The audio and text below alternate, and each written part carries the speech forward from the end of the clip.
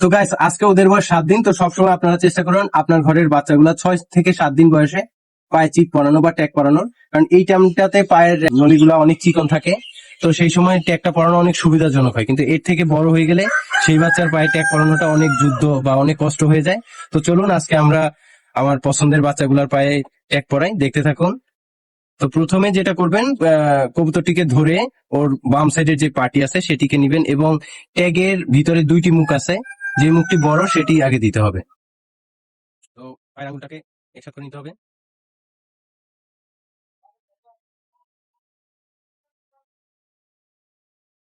তার তার সাথে একটি একটি কাঠি রাখতে হবে, যে কাঠিটা পায়ের আঙুলের মাঝখান দিয়ে ঢুকিয়ে হালকা করে টান দিলে বেরিয়ে যাবে। ওরকম ব্যথা পায়নি, খুব সুন্দরভাবে পায়ে ওর ট্যাগ পরিয়ে দিয়েছি। তো এই বাচ্চা জোড়ে হচ্ছে এই বছরের 2025 সালের লাস্ট বাচ্চা। তো সবাই দোয়া করবেন, আমার খুবই পছন্দের বাচ্চা। এই বাচ্চাগুলোর জন্য অনেক দিন ধরে ওয়েট করছি।